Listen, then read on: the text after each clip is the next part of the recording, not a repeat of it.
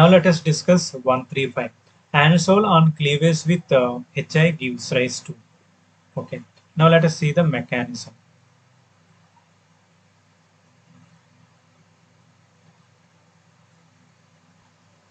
Anisole. First of all, write the structure of anisole. Anisole means benzene bond O bond CH3.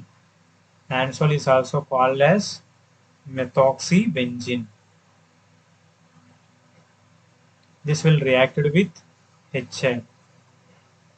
Here oxygen containing two lone pair of electrons which attack on hydrogen, and this iodine is removed as H minus to get bond oxygen, bond hydrogen, bond CH3, positive charge, and having two lone pair of electrons. Here the bond between benzene and oxygen does not dissociate. Why? Because benzene having the positive charge is unstable. That's why the bond between oxygen and the CH3 group is form phenol bond OH plus CH3 positive and H minus to form methyl iodide CH3 ion. Now let us verify the given options. Phenol plus methyl iodide.